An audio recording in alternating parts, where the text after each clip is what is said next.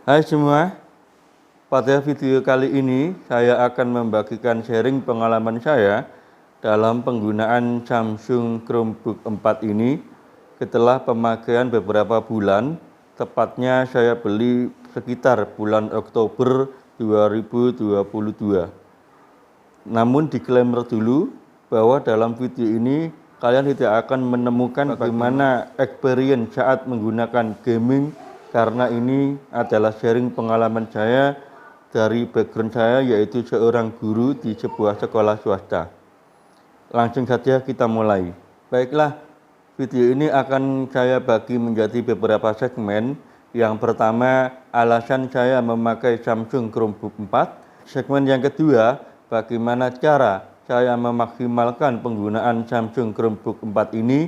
Dan segmen yang ketiga, apa sih kelebihan dan kekurangan dari Samsung Chromebook 4 ini. Baik, yang pertama, apa alasan saya membeli Samsung Chromebook 4 ini? Yang pertama adalah murah. Yes, kalian tidak salah dengar guys.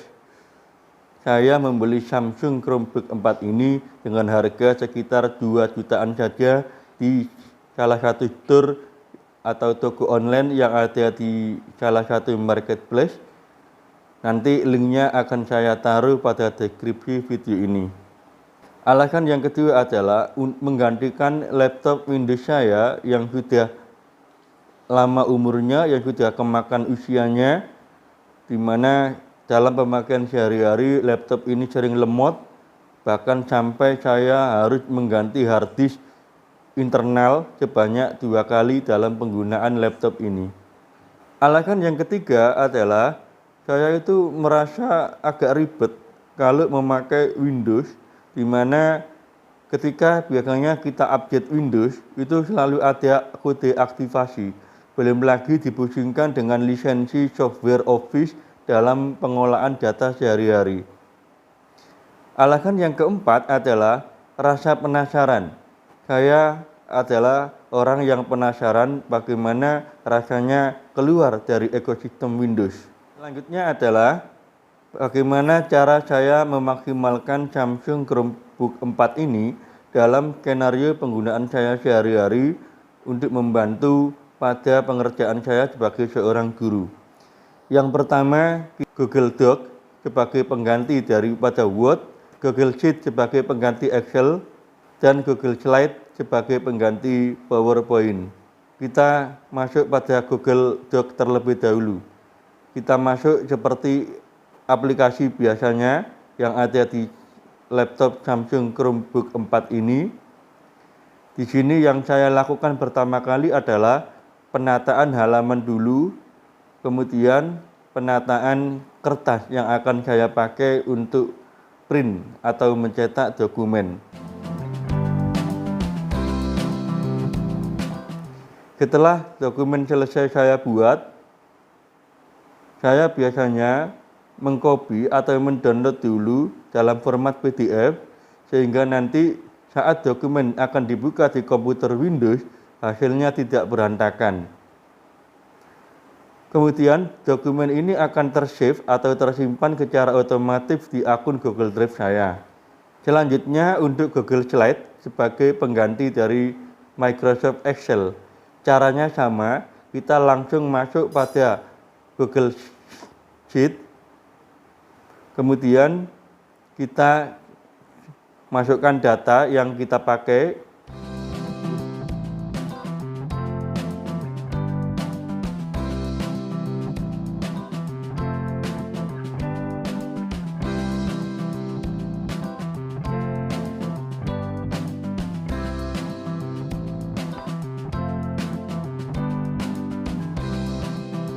Untuk rumus dan formulanya juga sama seperti yang ada di Microsoft Excel, namun saya tidak mendownloadnya sebagai PDF, hanya menyimpan saja.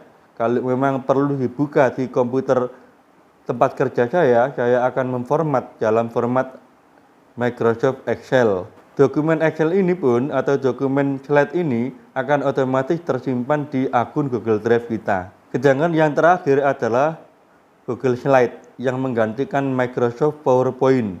Caranya juga sama seperti Google Doc dan Google Slide tadi.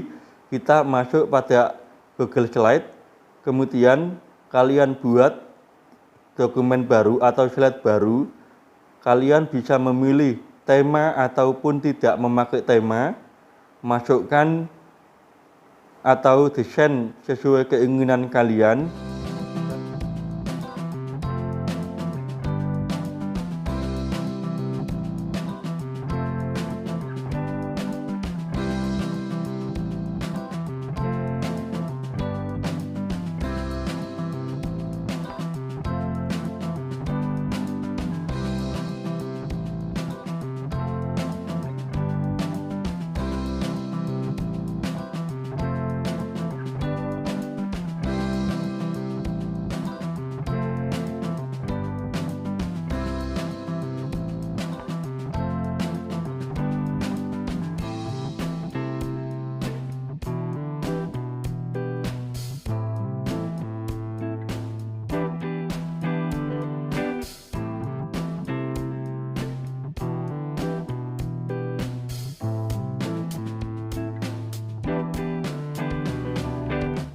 Dan setelah itu akan tersimpan secara otomatis di akun Google Drive kita. Baik, untuk selanjutnya, pada segmen kali ini, tentu saja saya ingin sharing apa kekurangan dan kelebihan daripada Samsung Chromebook 4 ini. Di sini yang pertama saya akan membahas kelebihan Samsung Chromebook 4 ini terlebih dahulu. Kelebihan yang pertama, desainnya elegan dan memiliki bodi yang sangat tipis sehingga dapat memudahkan untuk dibawa kemana-mana, baik itu menuju ke tempat kerja maupun di saat saya harus mengikuti BIMTEK ataupun rapat ataupun workshop-workshop yang lainnya. Kelebihan yang kedua, sangat ringan. Di saat saya harus membuka beberapa tab yang ada di Google Chrome untuk mencari referensi atau membuka website-website yang berhubungan dengan pekerjaan saya, ini sangat ringan sekali. Tidak ada lag yang ditemui. Bahkan saat saya membuka file manager, UI-nya sangat simpel sekali, hanya ada tampilan atau menu-menu yang saat kita membutuhkan saja. Misalnya saya ingin mengcopy sebuah data, baik ataupun dari ke flash disk maupun hard disk eksternal yang saya punya. Selanjutnya, kekurangan yang ada di Samsung Chromebook 4 ini. Yang pertama adalah mungkin UI-nya bagi banyak orang yang sudah terbiasa menggunakan ekosistem Windows tentu tidak sangat familiar. Mungkin harus belajar dulu bagaimana cara bisa memaksimalkan software-software yang ada, mulai dari Google Docs, Google Sheet maupun Google Slide. Kekurangan yang selanjutnya adalah port yang ada di Samsung Chromebook 4 ini sangat minimalis. Di bagian sebelah kiri hanya ada USB Type-C, kemudian slot micro SD, serta ada port jack 3,5 mm sebagai colokan headset. Di sisi sebelah kanan hanya ada USB Type-A saja, dan portnya tentunya ini sangat menyulitkan atau kita harus membeli dongle lagi agar bisa kita gunakan untuk penggunaan sehari-hari. Sekian video sharing kali ini, semoga dapat membantu kalian dalam mempertimbangkan untuk penggunaan Samsung Chromebook 4 ini. Memang tidak ada yang sempurna dari sebuah perangkat elektronik, namun kita bisa memaksimalkan sebagai user bagaimana cara kita memaksimalkan apa yang sudah kita miliki. Sekian, sampai jumpa.